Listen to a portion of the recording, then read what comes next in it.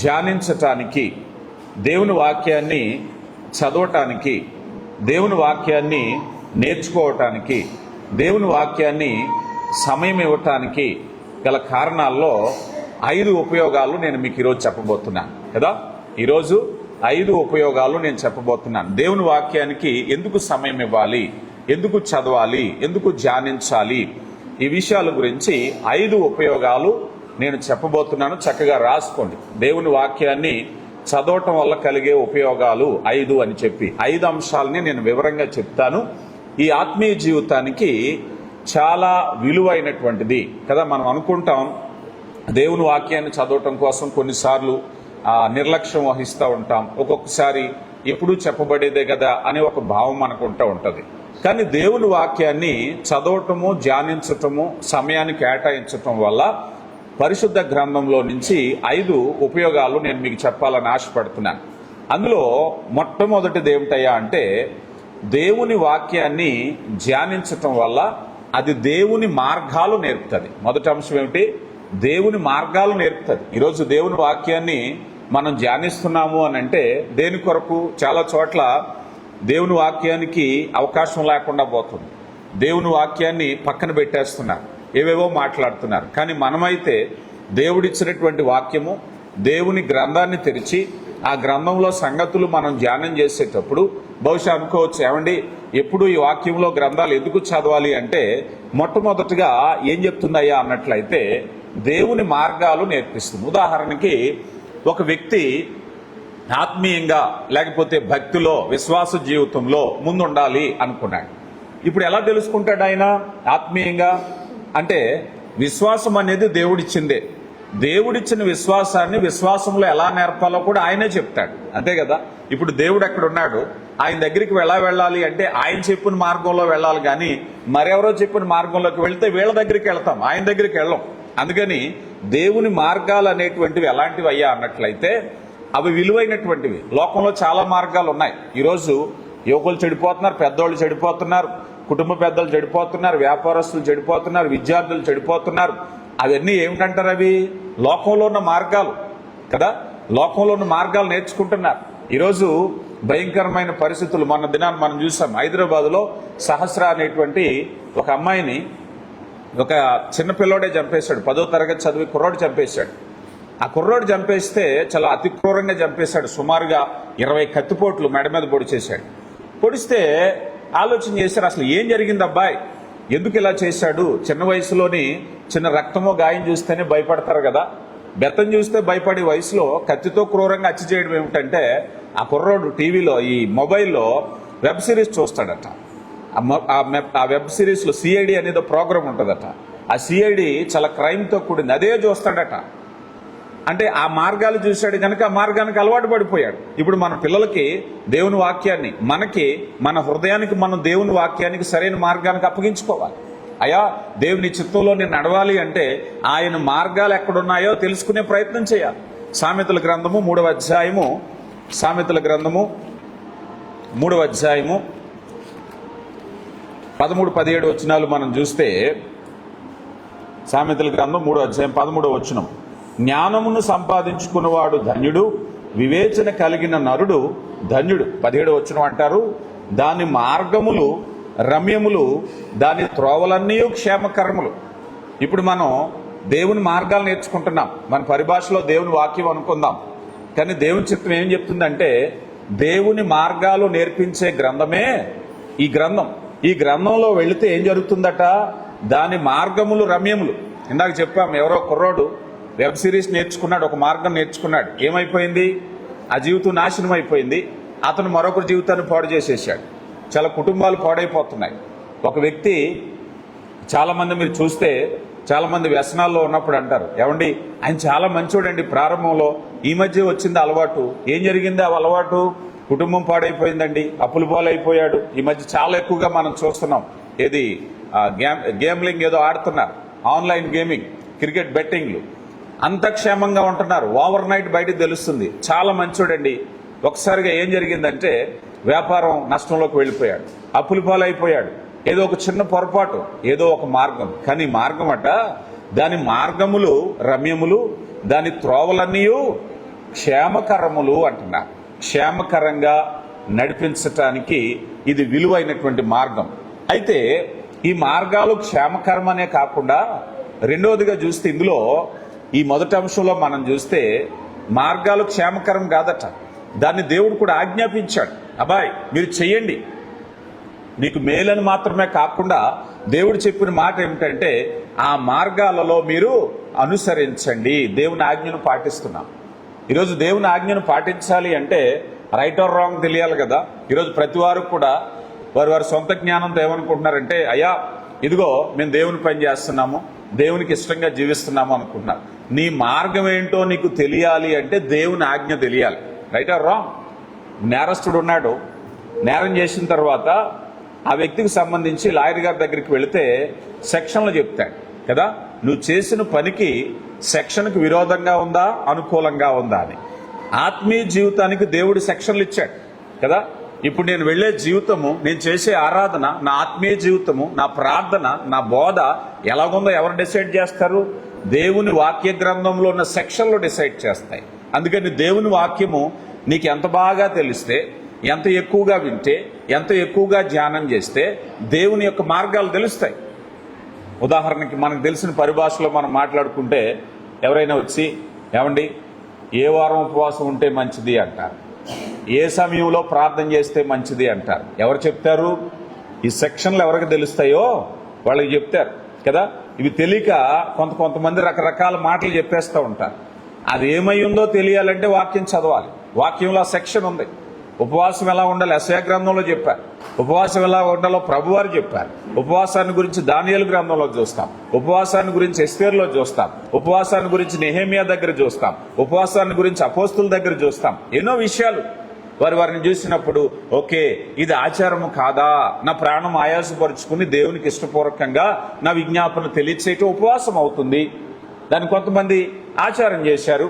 కానీ ఈరోజు మనం చూసినట్లయితే ఉపవాస ప్రక్రియ అనేటువంటిది ఏమిటి, ప్రార్థన అనేటువంటిది ఏమిటి? ఈరోజు చాలా మంది రకరకాల తలంపులు, కొంతమంది విభేదిస్తూ ఉంటారు. మా అయ్యగారు ఇలా చెప్పారు, మా అయ్యగారు కాదు చెప్పేది, సెక్షన్ దేవుని వాక్యం చెప్పాలి.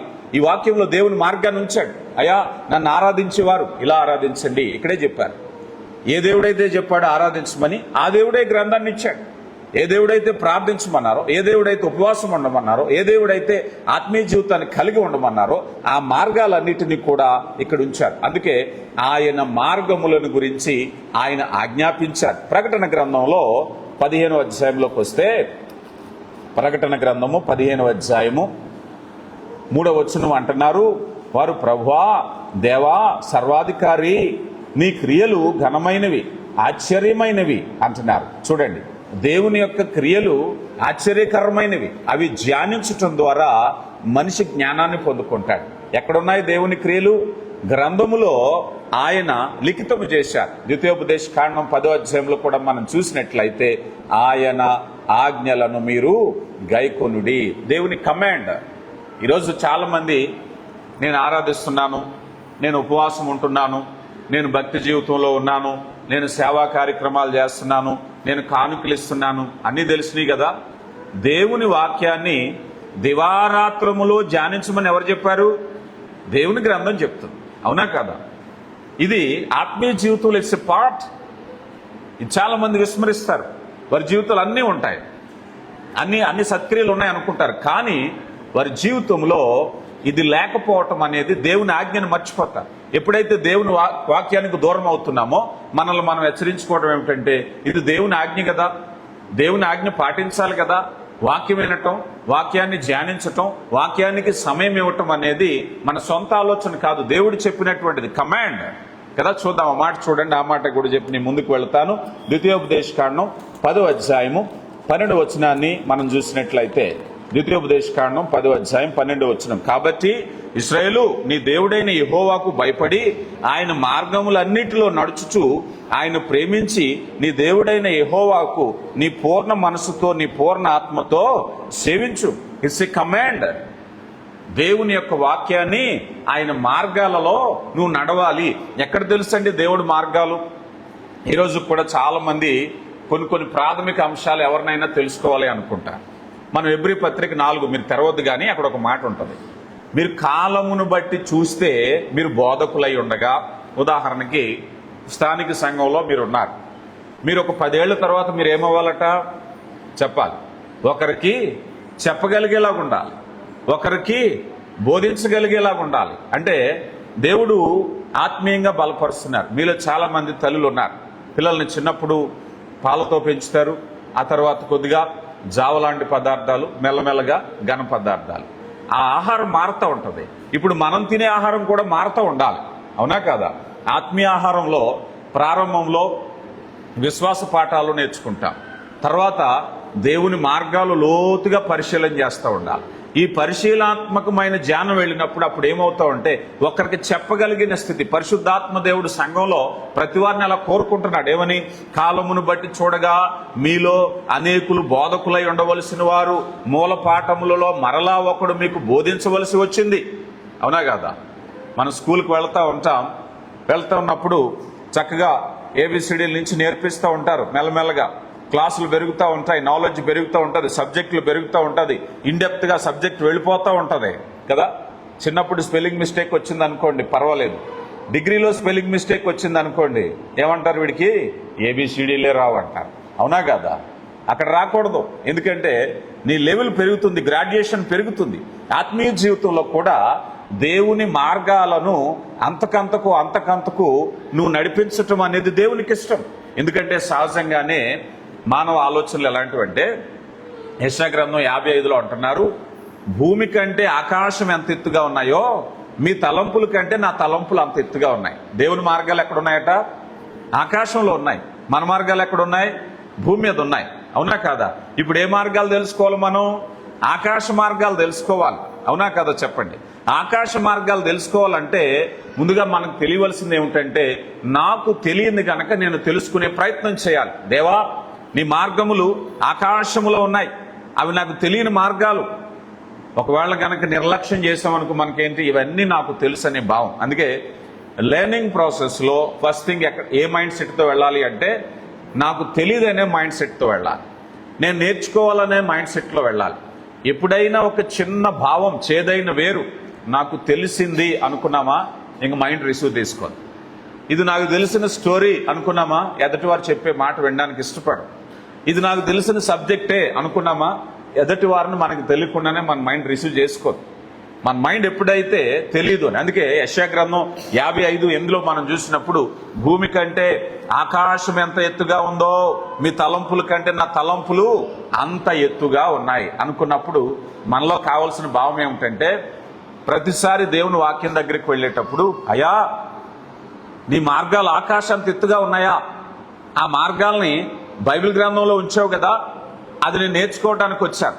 నా మనోనేత్రాలు వెలిగించండి, మీ చిత్తాన్ని తెలియపరచండి. దీనికి చక్కని ఉదాహరణ మోషే.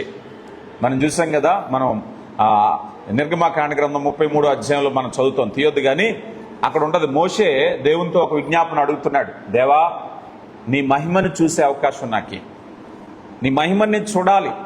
అప్పటి వరకు మోషే దేవునితో చాలాసార్లు మాట్లాడాడు. అప్పటి వరకు మోషే దేవుని యొక్క సన్నిధానానికి వెళ్ళాడు, సీనాయి పర్వతం ఎక్కాడు. అంత మాత్రం చేత దేవుడు నాకు బాగా తెలుసు అనుకోవట్లేదు. అయ్యా నీ మార్గాలు నేను తెలుసుకున్నట్లయితే నీ చిత్తాన్ని నేను జరిగించగలను కదా. నీ జీవితంలో ఒక మార్పును దేవుడు ఎందుకు కోరుకుంటున్నాడో నీకు తెలిస్తే సులభంగా చేయగలుగుతావు, అవునా కదా. ఇప్పుడు పిల్లలు ఉన్నారు, తల్లిదండ్రులు వాళ్ళని చాలా వరకు డిసిప్లైన్ చేయడానికి కష్టపడుతూ ఉంటారు. చెడు స్నేహాలకు వెళ్ళకూడదని, బ్యాడ్ హ్యాబిట్స్కు దూరంగా ఉండాలని, చదువుకోవాలని, అలాగే దేవుని వాక్యాన్ని చదవాలని మనం ఎంత ఇబ్బంది పెట్టినా వాళ్ళ లైన్లోకి రారు. ఎందుకని? వాళ్ళకు ఒక మైండ్ సెట్ రావాలి. నా తండ్రి నా తల్లి నా గురించి ఒక మంచి ఉద్దేశంతో నన్ను ట్రైనప్ చేస్తున్నారని వచ్చిన రోజు వాడు వస్తాడు. అప్పటి వరకు ఏమనుకుంటాడు? నా స్వతంత్రాన్ని వాళ్ళు హరించేస్తున్నారు, నేను హ్యాపీగా నా ఫ్రెండ్స్తో వెళ్తుంటే ఇష్టపడట్లేదు, నేను ఆడుకుంటే ఇష్టంగా ఉండట్లేదు అనే వ్యతిరేక భావంతో ఉంటాడు. అందుకని దేవుని వాక్యం అనేటువంటిది, దేవుని ఆజ్ఞలు మన మేలు కొరకు అనేటువంటి తలంపు ఎప్పుడు వస్తుందంటే, వాక్యాన్ని చదువుతున్నప్పుడు ఆ మార్గాలు మంచివని తెలుస్తుంది. ఉదాహరణకి ఒక వ్యసనపరుడి దగ్గరికి వెళ్ళి, అయ్యా యేసు ప్రభు చెప్తున్నాడు ఈ వ్యసనాన్ని విడిచిపెట్టి అన్నాం అనుకోండి, ఆ వ్యసనం పడికి డెఫినెట్లీ కోపం వస్తుంది. ఏమండి, నీ దగ్గరికి రావడానికి నా ఆనందాన్ని వదిలేసుకోవాలనుకుంటాడు. అప్పుడు దాన్ని వివరించగలిగిన స్థితి ఎవరు చెప్తారు? దేవుని వాక్యం. దేవుని వాక్యం చెప్తుంది, అయ్యా దీనివల్ల జరిగే నష్టం ఆయనకేం కాదు, నువ్వు నష్టపోతావని తండ్రిగా బాధపడుతున్నాడు ఆయన. నువ్వు చేసేటటువంటి ఈ వ్యసనం వల్ల నీ అనారోగ్యం పాడైపోతేనో, నీ ఆర్థిక పరిస్థితి పాడైపోతేనో, నీ కుటుంబం పాడైపోతేనో, నువ్వు బాధపడితేనో, కన్న తండ్రిగా ఆయన బాధపడుతున్నాడు కనుక వద్దని. నీ సంతోషం కాదు, నీ సంతోషం దూరం చేయాలని కాదు, దేవుని ప్రేమ అర్థం చేసుకో. అలా చెప్పగలిగినటువంటి స్థితి దేవుని వాక్యాన్ని ధ్యానించే రోజు వస్తుంది. అందుకనే దేవుని వాక్యపు మార్గాలను గురించి కీర్తనకారుడు అంటున్నారు 25వ సంకీర్తనలో 25వ సంకీర్తన 8వ చరణం, 25వ సంకీర్తన 8వ చరణం, యెహోవా ఉత్తముడు యథార్థవంతుడునై ఉన్నాడు, కావున తన మార్గములను గూర్చి ఆయనకు పాపులకు ఉపదేశించును. ఏం చేస్తాడండి ఆయన?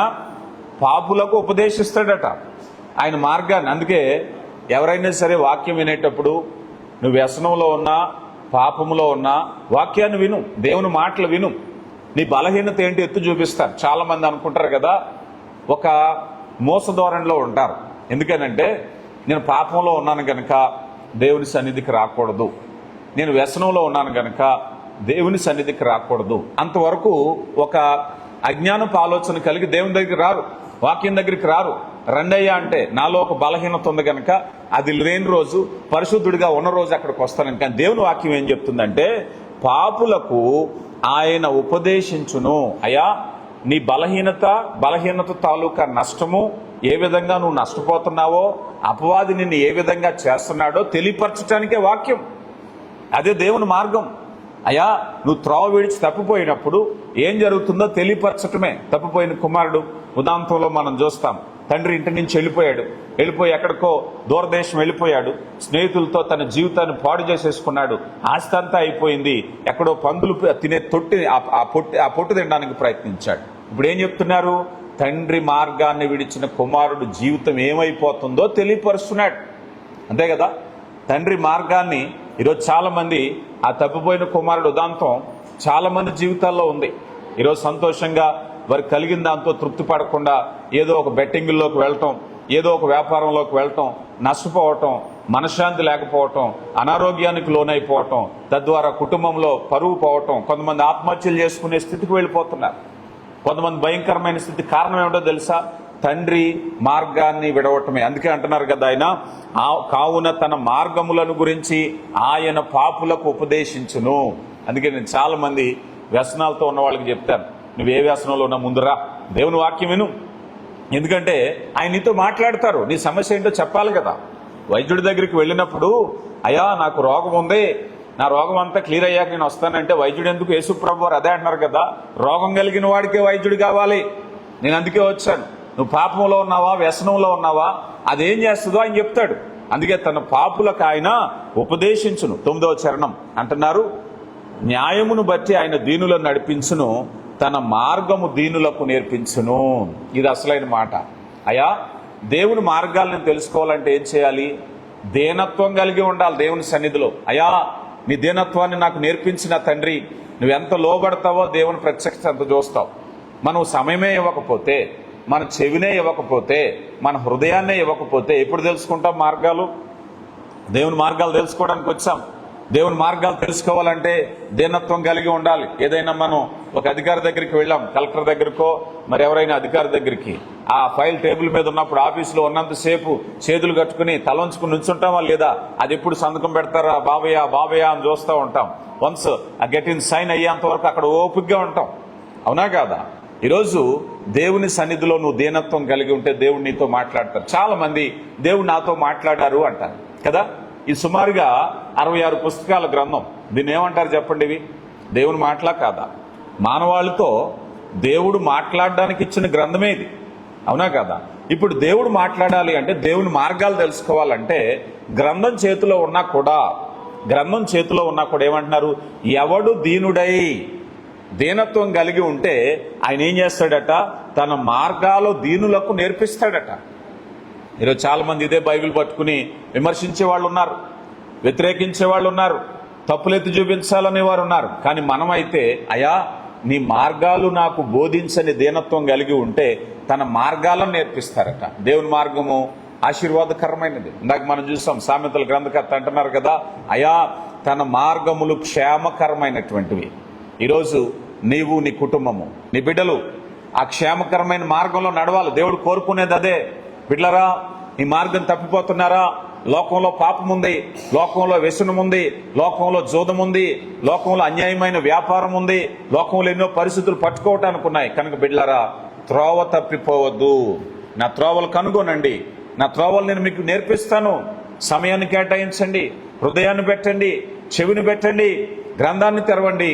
నేను ఆ మార్గాలు నడిపించినప్పుడు ఆయన నేర్పిస్తాడు. ఆయన నేర్పించేటటువంటి విధానం. కనుక తన మార్గాలను ఎప్పుడైతే మనల్ని బోధిస్తూ ఉంటారో, ఆ బోధించినప్పుడు అపహాసకులు కూర్చుండు చోట కూర్చుండక అన్నారు. సంకీర్తన మొదటి సంకీర్తనలో అంటారు కదా, ఏం జరుగుతుందట? ఆయన బోధించడం మొదలు పెడితే కింద దిగువని అంటారు కదా, ఆయన వాక్యములు దివారాత్రములు ధ్యానించువాడు ధన్యుడు. ఎందులో పడిపోడు చూడండి, మనకు తెలిసిందే, మరలా చదవండి. దుష్టుల ఆలోచన చొప్పున నడవక, పాపుల మార్గమున నిలువక, అపహాసకులు కూర్చుండు చోట కూర్చోండక. ఈ మూడే జరుగుతున్నాయి లోకంలో. పాపం అంటే ఇదే కదా. ఇప్పుడు లోకంలో స్నేహాలు పెరిగిపోతున్నాయి, లోకంలో చెడు స్నేహాలు పెరిగిపోతున్నాయి, చెడు వ్యాపారాలు పెరిగిపోతున్నాయి అంటున్నారు. దుష్టుల ఆలోచన. మన పిల్లలకి చాలాసార్లు తల్లిదండ్రుల దగ్గర వింటూ ఉంటాం, ఏమండి మీ అబ్బాయి ఇలా చేశాడని కంప్లైంట్ చేస్తే తల్లిదండ్రులు ఏమంటారు? లేదండి, మా అబ్బాయి అలాంటి వాడు కాదండి, మా పిల్లలు మేము ఎప్పుడు అలా పెంచలేదండి. మీరు పెంచకపోవచ్చు, కానీ దుష్టుడి ఆలోచన వారిని చేరుకుంటుంది. స్నేహితుల రూపంలో చేరుకోవచ్చు, ఇరుగు పొరుగు వారి రూపంలో చేరుకోవచ్చు, నీ బిడ్డల్ని మొబైల్ రూపంలో చేరుకోవచ్చు, యూట్యూబ్ ద్వారా చేరుకోవచ్చు. ఈరోజు సోషల్ మీడియా ఓపెన్ చేస్తే నువ్వు చెప్పని ఎన్నో విషయాలు యూట్యూబ్ చెప్తుంది. నువ్వు చెప్పని ఎన్నో రకాల భయంకరమైన పాపాల గురించి ఈ టీవీలో చూస్తున్నాం, మొబైల్లో చూస్తున్నాం. అందుకని దుష్టుల ఆలోచన చొప్పున నడవకుండా ఉండాలి అంటే ఎక్కడ నియంత్రించగలవు నువ్వు? ఈరోజు నియంత్రించగలుగుతున్నామా? తల్లిదండ్రులు చాలాసార్లు ఆ పిల్లల మీద ఆ స్కూల్లో ఏదైనా కంప్లైంట్ రైజ్ అయినప్పుడు, ఆ పిలిచినప్పుడు తల్లిదండ్రులు, అబ్బాయి ఇదిగో మీ అబ్బాయి మీ అమ్మాయి ఇలా చేస్తున్నారు అనేసరికి, లేదండి మా అబ్బాయి అలాంటి వాడు కాదండి, మా అమ్మాయి అలాంటి వారు కాదండి, మేము అలా పెంచలేదండి. నువ్వు కరెక్టే, కానీ దుష్టుడు నీకన్నా కుయుక్తి కలిగిన వాడు. ఎలాగైనా వస్తాడు నీ బిడ్డల దగ్గరికి. ఎలాగ రూటు దారించాలో తెలుసు, ఎలాంటి తప్పుడు ఆలోచనలు కలిగించాలో తెలుసు. పిల్లలు గమనించండి, సమాజం పాడైపోతుంది. ఇలాంటి భయంకరమైన సమాజంలో మన పిల్లలే కానీ మనమే కానీ కొన్నిసార్లు పిల్లలు అంటాం, మనల్ని కన్విన్స్ చేసేవాళ్ళు చాలా మంది ఉంటారు. రకరకాల ప్రాజెక్టులు తీసుకొస్తారు, ఏవేవో తప్పుడు వ్యాపారాలు తీసుకొస్తారు, మనలేదు కన్విన్స్ చేసేటువంటి ప్రయత్నం చేస్తూ ఉంటారు. కానీ బట్ బీ కేర్ఫుల్. దేవుని వాక్యం చెప్తుంది, మీరు యెహోవా ధర్మశాస్త్రమందు ఆనందించుచు. దేవుని వాక్యం అనే మార్గంలో గనక నీవు నీ కుటుంబం ఉంటే దుష్టుని ఆలోచన రాదు. రెండవది, పాపుల మార్గమున నిలవక కదా. ఏ మార్గంలో? మనమైతే దేవుని మార్గాలను ధ్యానం చేస్తున్నాం, మనమైతే దేవుని మార్గాలను వింటున్నాం, మనమైతే దేవుని మార్గాల ఆసక్తి కలిగి ఉన్నాం. అలా ఎప్పుడైతే ఉంటావో పాపుల మార్గములో నువ్వు నిలబడవు. ఎందుకు? దేవుని వాక్యాన్ని చదవాలి అంటే దేవుని మార్గాలు తెలుసుకునే పనిలో నువ్వు ఉన్నట్లయితే. అందుకే అంటున్నారు 2వ చరణంలో, యెహోవా ధర్మశాస్త్రమును దివారాత్రమును ధ్యానించుచు. కొన్నిసార్లు మనం చూస్తాం, అయ్యా నా భర్త నా చాలా మంచోడండి, చాలా విధేయత కలిగిన వాడు, పలానా వారి స్నేహం పట్టాక ఇదిగో లేనిపోని అలవాట్లు వచ్చినాయి, లేనిపోని వ్యసనాలు వచ్చినాయి, అప్పులు పాలు అయిపోయాడు నా భర్త. కారణం ఏంటో తెలుసా? ఇదిగో వాక్యం చెప్తుంది. చాలా మంది భర్తలు అంటారు, అయ్యా నా భార్య చాలా మంచిది, అయ్యా చాలా నోట్లో మాటలేనట్టు ఉండేది, కానీ ఇదిగో నా భార్య వాళ్ళ పుట్టింటికి వెళ్ళాక లేకపోతే వాళ్ళ బంధువుల ఇంటికి వెళ్ళాక రకరకాల మాటలు నేర్చుకుంది. దేవుని వాక్యం చెప్తుంది, నీ భార్యకు యెహోవా ధర్మశాస్త్రమందు దివారాత్రములు ధ్యానించే వ్యక్తిగా చెయ్యి. బైబిల్ గ్రంథ ధ్యానం ఎందుకు అవసరం? అది నీ భార్యకైనా, నీ భర్తకైనా, నీ బిడ్డలకైనా, నీ కుటుంబానికైనా దేవుని వాక్యాన్ని ధ్యానం చేస్తే ఇదిగో ఆ పాపపు ఆలోచనలు దూరం అయిపోతాయి. ఎందుకంటే ఇప్పటికే దేవుని వాక్యం ఆ హృదయంలో ఉన్నప్పుడు దుష్టుడు సమీపించడానికి ప్రయత్నిస్తాడు, కానీ లోపల పరిశుద్ధాత్ముడు ఉన్నాడు కనుక, లోపల దేవుని మార్గాలు ఉన్నాయి కనుక, లోపల దేవుని ఆజ్ఞలు ఉన్నాయి కనుక గద్దిస్తాయి వాళ్ళని. రావని కాదు, దాని దగ్గరికి ఖచ్చితంగా వస్తాయి, ఏదో ఒక విధంగా చెడగొట్టడానికి వస్తాయి. కానీ లోపల ధర్మశాస్త్రం ఏం చేస్తుందో తెలుసా? గద్దిస్తుంది. నా కుమారుడా దేవుని ఆజ్ఞను దాటిపోతున్నావు. చూడండి మూడవది, అపహాసకులు కూర్చుండు చోట కూర్చుండక. ఈ మాట మీకు చెప్పాలి అంటే టీవీలో ఈరోజు నవ్వుతీలు కార్యక్రమాలు వస్తున్నాయి చూసారా, వీటన్నిటిని ఇదే అంటారు, అపహాసకులు అంటారు. అపహసించటం కదా, టీవీలో పళ్ళు కిలిచి మనం నవ్వుతున్నాం కానీ ఆ ప్రోగ్రామ్స్ అన్నిని అపహాసం. దేన్ని అపహాసం చేస్తారు? ఎదుటి మనిషి రూపాన్ని అపహాసం చేస్తారు, ఎదుటి మనిషి రంగుని ఎత్తుని. దేవుని సృష్టి జాగ్రత్త సుమా, ఎవరిని అపహాసం చేస్తున్నావో. దేవుడిచ్చిన సృష్టి, మనిషిని మనిషి అపహాసం చేయడానికి వీల్లేదు. దేవుని సృష్టిగా మనం గౌరవించాలి దేవుడి సృష్టిని. అందుకే అంటారు అపహాసకులు కూర్చుండు చోట కూర్చోడక. చాలా మందికి తెలియట్లేదు. చాలా మంది ఎదుటివారి కష్టాన్ని అపహాసం చేస్తారు, ఎదుటివారి ప్రయాసను అపహాసం చేస్తారు. దేవుని బిడ్డలారా జాగ్రత్తగా గమనించండి. ఈరోజు దేవుడు నీతో మాట్లాడుతున్నారు కనుక మనం మొదటగా మనం చూసేది ఎటువంటి అన్నట్లయితే దేవుని వాక్యము ద్వారా నీతో నాతో ఆయన మాట్లాడేటప్పుడు ఆయన మార్గాలను మనకి తెలియపరుస్తూ ఉంటారు. ఆయన వాక్యాన్ని ఎప్పుడైతే మనము శ్రద్ధగా ఆలకించామో, ఎప్పుడైతే సమయాన్ని కేటాయించామో మనకు తెలిసే విషయం ఏమిటంటే ఆయన మార్గము మొదట మనకు తెలుస్తుంది. మొదటి అంశం ఏంటి చెప్పండి మరలా నాకు? దేవుని వాక్యాన్ని ధ్యానించటం దేని కొరకు? మొదటిగా దేవుని మార్గాలు తెలుసుకోవటం కోసం. రండి ఆ మాట చెప్పి నేను ముగిస్తాను ఈ అంశాన్ని, ఆ పాయింట్ని. సామెతల గ్రంథం 8వ అధ్యాయము 32. పిల్లలు ఎవరి బిడ్డలు ఎవరైనా చదువుతూ ఉండాలి. సామెతల గ్రంథం 8వ అధ్యాయము 32వ వచనం, 32 నుంచి 35 వచనాలు. కావున పిల్లలారా నా మాట ఆలకించుడి, నా మార్గములు అనుసరించువారు ధన్యులు. ఉపదేశమును నిరాకరింపక దాన్ని అవలంబించి జ్ఞానులయుండుడి. అనుదినము నా గడప యొద్ద కనిపెట్టుకుని నా ద్వారబంధముల దగ్గర కాచుకుని నా ఉపదేశం వినువారు ధన్యులు. నన్ను కనుగొనువాడు జీవమును కనుగొనును, యెహోవా కటాక్షము వాటి కలుగును. చాలండి, ఎంత చక్కగా ఉంది చూసారా మాట. చాలా వివరంగా వ్రాయబడిన మాట. పిల్లలారా నా మాట ఆలకించుడి, నా మార్గాలు అనుసరించి వారు ధన్యులు. ఈరోజు పిల్లలు ఎంత ఫాస్ట్గా ఉన్నారంటే వాళ్ళ కుటుంబానికి సంబంధం లేనివి, వాళ్ళ తల్లిదండ్రులు, వారి టీచర్స్ వాళ్ళు నేర్చుకునే సబ్జెక్ట్లో లేనివి కూడా ఈ ఫోన్లో నేర్చుకుంటున్నారు. రకరకాలైనటువంటి విషయాలు, అవునా కాదా? రకరకాల విషయాలు నేర్చుకుంటున్నారు. కానీ దేవుడు అంటున్నాడు, అయ్యా నా మార్గాలు అనుసరిస్తే మీకు ధన్యత కలుగును కదా. ఇక్కడ వాక్యాన్ని అంటున్నారు, అనుదినము నా గడప యొద్ద కనిపెట్టుకుని నా ద్వారబంధముల వద్ద కూర్చుని నా ఉపదేశం వినువారు ధన్యులు. ఇక్కడ ఇప్పుడు మనం అందరం ఎవరు చెప్పండి? ఇప్పుడు ధన్యులమా కాదా? దేవుని ధన్యత. మనం అందరం వాక్యం వింటున్నాం, దేవుడు మనకిచ్చిన శ్రేష్టత. దేవుడు నిన్ను నన్ను చెప్పేది ఏమిటంటే ధన్యకరమైన పరిస్థితి. నన్ను కనుగొనువాడు జీవమును కనుగొనును. ప్రియులారా, ఎంత దేవుని వాక్యాన్ని, ఆ గ్రంథాన్ని తెరిచినప్పుడల్లా కూడా మీకు ఆ భావం కలగాలి. అందుకే నాకు చాలా ఆసక్తికరమైన విషయం ఏంటంటే బైబిల్ గ్రంథం చదవటం. ఇప్పుడు కూడా ఎప్పుడు అవకాశం దొరికినా ఆ శ్రేష్టత బైబిల్ గ్రంథం. ఈరోజు అపవాది చెడగొడుతున్నాడు. సంఘాల్లో చెడ్డ సాంప్రదాయాలు, కొంతమంది ప్రసంగాలు అసలు బైబిల్లో మాటలే చెప్పరు, ఏవేవో మాటలు, గ్రంథాన్నే తెరవనివ్వట్లేదు. కానీ మనమైతే మాదిరికరంగా ఉందాం, గ్రంథాన్ని తెరిచి ఆ మాటలు చూడాలి. రెండవది అదేమిటయ్యా అన్నట్లయితే దేవుని మార్గాలను నేర్పించటం మొదటి అంశం అయితే, రెండవ అంశం ఆ మార్గాల్లో నడిపించటం. మొదటిది ఇన్ఫర్మేషన్, మొదటి మాట దేవుని మార్గాలను తెలియపరుస్తుంది. రెండవ మాట ఏమిటయ్యా అంటే ఆ మార్గాలలో నడిపించటము అనేది. మనం నడవాలా వద్దా? దేవుని మార్గాల్లో నేర్చుకుంటే సరిపోతుందా? దేవుని మార్గాల్లో, అందుకే విశ్వాసము క్రియ వేరువేరు కదా. ఇప్పుడు క్రియ చేయించటానికి కూడా దేవుని వాక్యం పనిచేస్తుంది అన్నారు. రండి యెషయా గ్రంథంలో 2వ అధ్యాయము 3వ వచనం. యెషయా గ్రంథము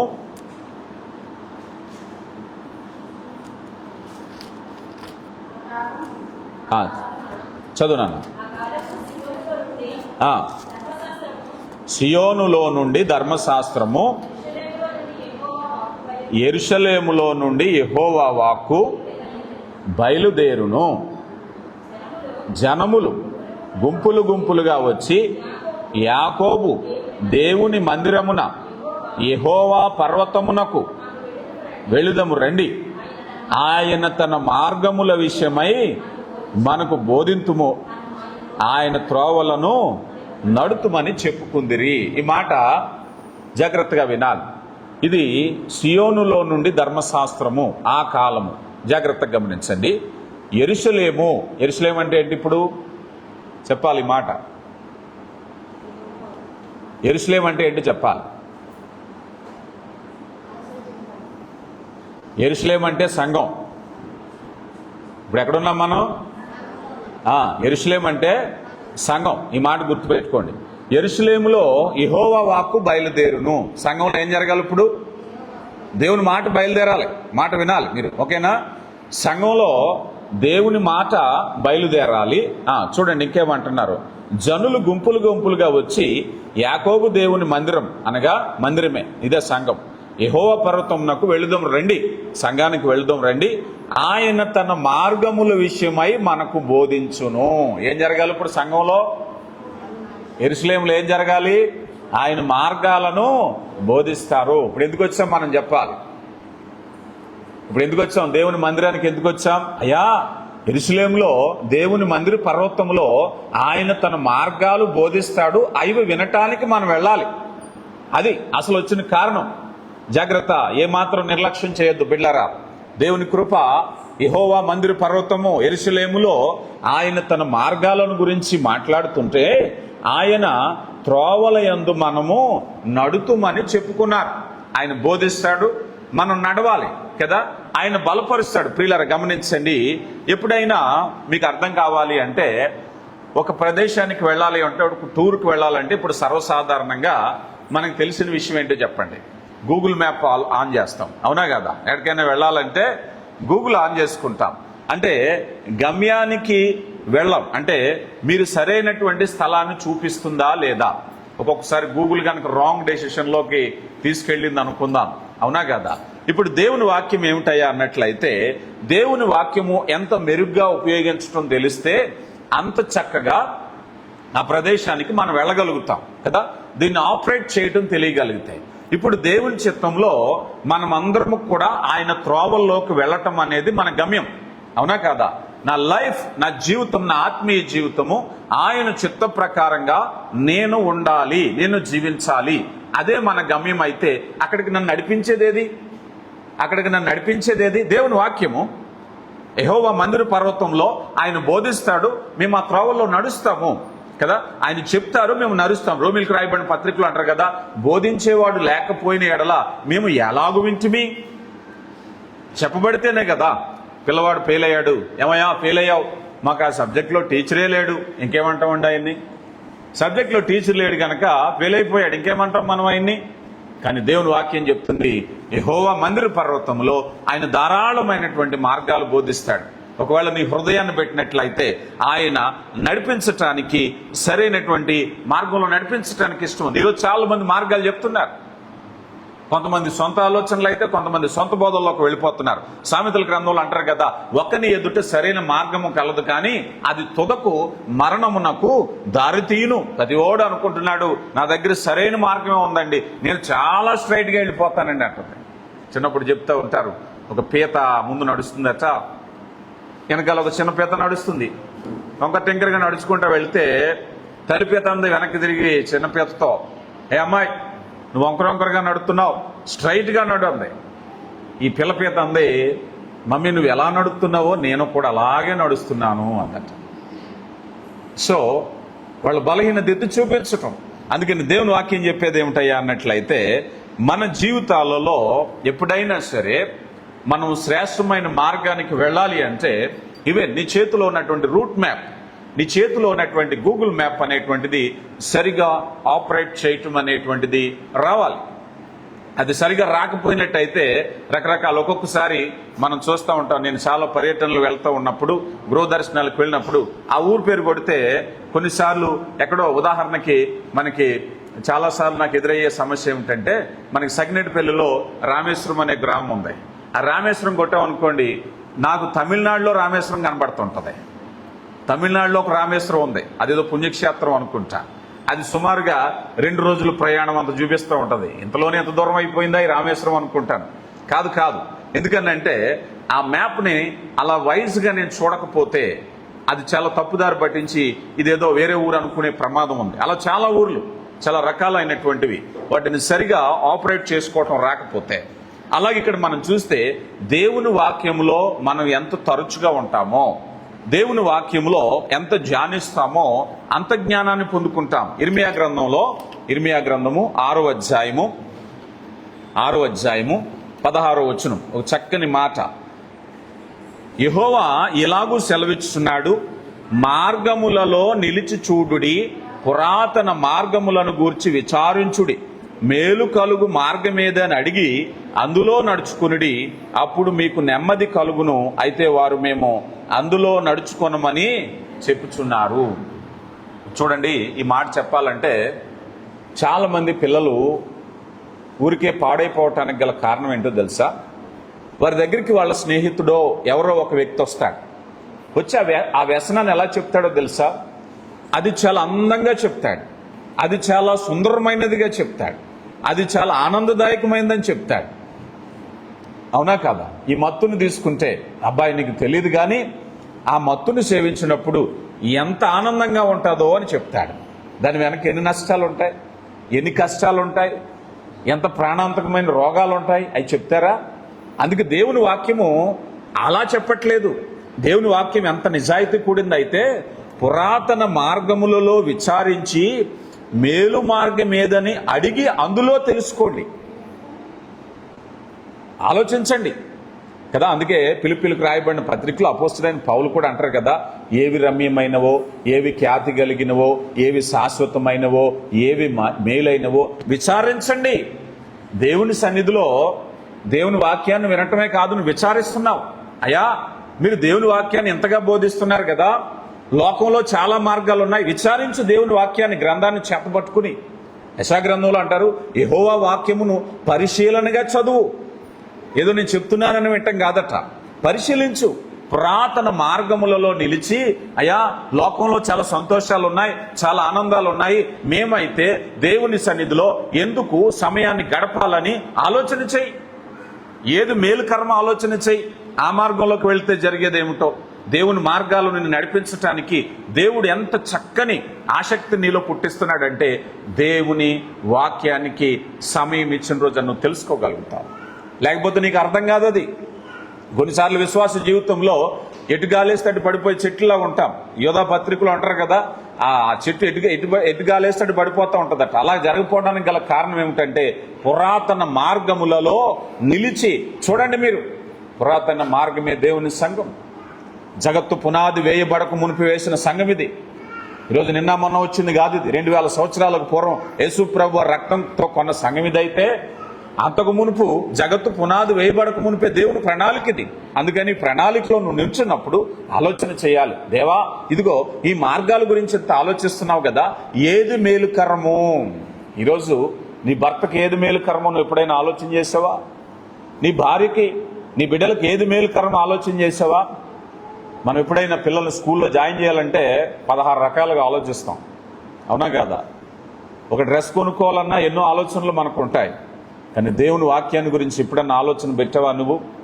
ఏదో మీరు చెప్తున్నారు, నేను వింటున్నాననే పందా నుంచి బయటకు రమ్మంటున్నాడు పరిశుద్ధాత్మ దేవుడు. ఈరోజు ఏదో మీరు చెప్తున్నారు కనుక మేము వింటాం కాదు, అయ్యా మేము కూడా ఆలోచించాలి. ఏది మార్గం, ఏది మేలైనటువంటి మార్గమో, పురాతనమైనటువంటి మార్గములలో నిలిచి ఏది మేలుకరమో. యోహాను సువార్తలో ప్రభువారు అన్నారు, నేనే మార్గమును. ఆ మార్గం నా యొద్దకు రండయ్యా, మీకు నెమ్మది కలగజేస్తాను. చాలా మంది రాస్తూ ఉంటారు, ఎవరైనా మరణించిన వారి ఫ్లెక్స్లో, వారి పవిత్ర ఆత్మకు శాంతి కలుగునుగాక అంటారు కదా. అంటే వారి భావం ఏమిటంటే, భూమి మీద పోరాటం అయిపోయింది, భూమి మీద కష్టాలు అయిపోయినాయి, ఇప్పుడు అసలైన శాంతి అంటారు. కానీ ప్రభు అలాగే అనట్లేదు. ఇప్పుడే భూమి మీద ఉండగానే నీ జీవితంలో నెమ్మది కావాలి. నీ జీవితంలో నీ మనసును ఆయాసపరుచుకుంటున్నావేమో, ఏ మార్గంలోకి వెళ్ళాలో తెలియక అయోమయంలో ఉన్నావేమో. ప్రభు అంటున్నారు, అయ్యా నేను ఆ మార్గాన్ని చూపిస్తాను, నా దగ్గరికి రండి.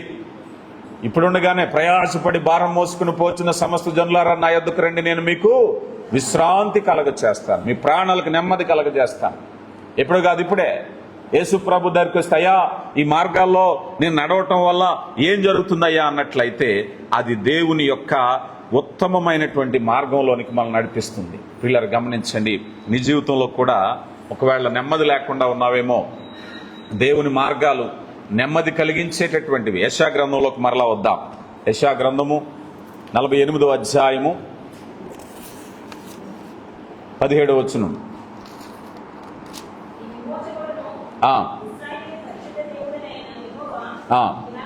ఇలాగూ సెలవిచ్చుచున్నాడు, గమనించండి, నీకు ప్రయోజనము కలుగునట్లు నీ దేవుడైన యెహోవానగు నేను నీకు ఉపదేశము చేసేదను, నీవు నడవలసిన త్రోవను నిన్ను బోధించదని కాదు నడిపించదని అంటున్నాడు ఇక్కడ ఆయన కదా. ఇక్కడ చాలా మంది లోకంలో ప్రతి వాళ్ళు చెప్పే మాటలు ఏంటంటే, నా మాటని నీ జీవితం బాగుపడిపోద్ది అంటారు. ఆ మాటనే చాలా మంది జీవితాలు పాడు చేసేసుకున్నారు. అవునా కదా? ఈ ఒక్క మాట విను, నా మాట నీ జీవితం బాగైపోద్ది అంటారు. ఆ మాట విని చాలా మంది నష్టపోయిన వారు ఉన్నారు. కానీ దేవుని మాటలు ఏమంటున్నాయో తెలుసు, ఇక్కడ నేను నీకు ఉపదేశము చేసి నిన్ను నడవలసిన త్రోవను నిన్ను నడిపించేదని. చాలా మందిలో ఒక బలహీనత ఉంటుంది. దేవుని వాక్యము విన్నప్పుడు జీవితాన్ని మార్చుకోవాలనుకుంటారు, వ్యసనం నుంచి విడుదల పొందాలనుకుంటారు, ఆత్మీయంగా జీవించాలనుకుంటారు. కానీ అది అంతలోనే పడిపోతూ ఉంటుంది. అలాంటి వారిని విత్తువాను ఉపమానులు ఏమన్నారు? ముళ్ళ కంచెల్లో పడిన విత్తనాలు అన్నారు. వెంటనే ఫలిస్తాయట, కానీ ఐహిక విచారం ఏం చేస్తుంది? కప్పేస్తుంది. ఐహిక విచారాన్ని దాటుకుని ఈ మొక్కలు బయటకు రాలేకపోతున్నాయి. కానీ ఇక్కడ ఎవరైతే దివారాత్రములు వాక్యమును ధ్యానిస్తారో, అనుదినము ఆయన గడప యొద్ద కనిపెట్టుకుని ఉంటారో, ఈ ముళ్ళకంచెలన్నిటినీ పటాపంచలు చేసుకుని బయటకు రాగలుగుతారు. అంటే నీకు పవర్ సరిపోవట్లేదు. నీకు ముళ్ళకంచెలు 24 గంటలు ఉన్నాయి. దేవుని వాక్యం ఆదివారమే వస్తుంది. దేవుని వాక్యం ఎప్పుడో ఒకసారి వస్తుంది. నీలో వాక్యము ఎప్పుడైతే పవర్ ఇస్తుందో, ఆ పవర్ ఏం చేస్తుందంటే ఆ ముళ్ళకంచెలు అన్నిటినీ దాటుకుని బయటకు వస్తుంది. సరిపోవట్లేదు భోజనం, నీకు బలమైన ఆహారం దొరకట్లేదు. అందుకే ముళ్ళకంచెల్లో ఉండిపోతున్నాం మనం. ముళ్ళకంచెలు నొక్కేస్తున్నాయి మనల్ని. వాటిని అధిగమించాలి అంటే అందుకే అంటున్నారు, నేను బోధించి నిన్ను నడవలసినటువంటి మార్గాన్ని నేను నడిపిస్తాను అంటున్నారు. పిల్లలు గమనించండి, ఎంపవర్ చేయటం. ఇదే అంశంలో, ఈ రెండో అంశంలో మనం చూస్తే మరొకటి ఏమిటయ్యా అంటే, దేవుని వాక్యాన్ని ధ్యానించటం అనేది దేవునితో సాన్నిహిత్యం అనేది వస్తుంది కదా. దేవునితో ఏమొస్తుందండి? సాన్నిహిత్యం. ఉదాహరణకి మనం అనుకుందాం, ఒక వ్యక్తిని గురించి అధికమైన స్నేహం కలగాలి అంటే అతని రుచి అభిరుచి బాగా తెలిస్తే అతనికి చాలా అనుకూలంగా ఉంటాం. అవునా కదా? చాలా అనుకూలంగా ఉంటాం. ఎందుకనంటే అతని అభిరుచి తెలిసినప్పుడు అనేక విషయాల్లో సమీపంగా ఉండడానికి అవకాశం ఉంటుంది. లేదనుకోండి, ఒక వ్యక్తిని బట్టి మనం అసౌకర్యానికి లోనైతే మనం ఏం చేస్తాం? బాబు, ఆ వ్యక్తికి నేను దూరంగా ఉండడం మంచిది అనుకుంటాం. అవునా కదా? అలాగే ఇప్పుడు ఎప్పుడైతే దేవుని మార్గాలు నీకు తెలిసిపోతున్నాయో, ఎప్పుడైతే దేవుని జ్ఞానం నీకు తెలిసిపోతుందో, దేవుని చిత్తం నీకు తెలిసిపోతుందో, దేవునికి సమీపం అయిపోతా ఉంటావు నువ్వు. ఎందుకంటే ఆయనకి ఇష్టమైన పనులు చేస్తున్నావు, ఆయనకి ఇష్టమైనటువంటి రీతిగా నడుచుకుంటున్నావు గనక దేవునితో అన్యోన్యమైన జీవితం ఏర్పడుతుంది. It's a secret. మనం పాత నిబంధన ఆది కాండంలో ఆనోకు దేవునితో నడిచినని చదువుతాం. దేవునితో నడవాలంటే ఏం చేయాలి? రుచి అభిరుచి ఏకమవ్వాలి. ఆయన గురించి నీకు తెలియాలి. దేవుని వాక్యాన్ని ధ్యానిస్తున్నటువంటి నీవు దేవునితో అన్యోన్యమైనటువంటి సహవాసం వస్తుంది. ఇక మూడవదిగా మనం చూసినట్లయితే, మూడవది రెండో అంశం అయింది కదా. మూడవ అంశం ఏమిటంటే, మన పనులలో, మన క్రియలలో స్ట్రెంగ్తన్ చేయటం, బలపరుస్తుంది. ఇది కూడా చాలా ఇంపార్టెంట్. దేవుని వాక్యం ఏంటో ఏం చేస్తుందట? మన పనుల్లో, ఇది మన దైనందిన జీవితానికి చాలా విలువైంది. ఈ పాయింట్ మీరు వినాలి. మన పనుల్లో బలపరచటం అంటే ఆత్మీయ అర్థాన్ని చూద్దాం.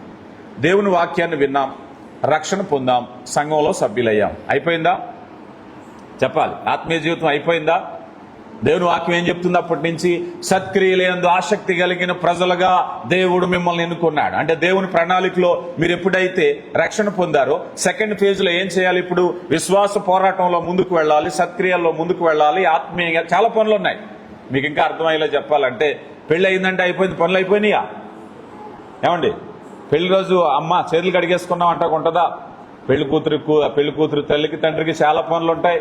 అసలు సమస్య ఇప్పుడు వచ్చిందండి, అల్లుడు వస్తాడు, అల్లుడు వెళ్తాడు, రావాలి, సారెట్టాలి, చీరెట్టాలి, ఏవో 100 ఉంటాయి కదా. ఈ భార్య భర్తలకు కూడా పెళ్ళయింది, పెళ్లి చేసేసుకున్నాం అంటే అయిపోద్దా, ఇక అక్కడి నుంచి వారు ఎన్నో పనులు ఉంటాయి, బాధ్యతలు ఉంటాయి, పిల్లల కండం ఉంటాయి, ఇల్లు కట్టుకోవడం ఉంటుంది, ఆర్థిక విషయాలు ఉంటాయి, పోషణ ఉంటాయి, మంచి ఉంటుంది, చెడ్డ ఉంటుంది. ఆత్మీయ జీవితం అలాగే. ఆత్మీయ జీవితంలో రక్షణ పొందటం అనేది పెళ్ళైతే, పెళ్ళైన తర్వాత జరిగే కార్యక్రమాలు చాలా ఎలా ఉంటాయో, ఆత్మీయ జీవితంలో దేవుని సంఘంలో నువ్వు ఎన్నిక చేయబడిన తర్వాత రక్షణ పొందాక అసలు ప్రారంభం అక్కడే ప్రారంభమైంది. చాలా మంది ఒక్కసారి రక్షణ పొంది దేవుని సన్నిధికి వచ్చేసరికి అమ్మయ్య అయిపోయింది మన పని అనుకుంటారు. లేదు లేదు, అక్కడే ప్రారంభమైంది నీ స్టార్టింగ్. నీ కెరీర్ స్టార్ట్ అయింది అనుకో. దేవుని సన్నిధికి రావటం కాదు, రక్షణ పొందటం కాదు, నీ కెరీర్ స్టార్ట్ అయింది. చేయవలసిన పనులు ఉన్నాయి. ఈ మాట గుర్తుపెట్టుకుంటే సత్క్రియలు యందు చేసేటువంటి పనిని గురించి మనం చూద్దాం. ఎలాంటిదయ్యా అంటే మీకు అర్థమయ్యేలా చెప్తాను. ఇది దేవుని పనులనే కాకుండా మీ జీవితంలో పనులు కూడా చాలా ఫలప్రదం చేస్తుంది. ఉదాహరణకి ఇక్కడ ఉన్న మీ అందరిలో కూడా ప్రతివారు కొన్ని బాధ్యతలు కలిగి ఉంటారు. కుటుంబ బాధ్యతల విషయంలో ప్రతివారు, ఆఖరికి చిన్నపిల్లలు కూడా, వాళ్ళకి ఏ బాధ్యత ఉంది చెప్పండి? చిన్నపిల్లలకి స్టడీ.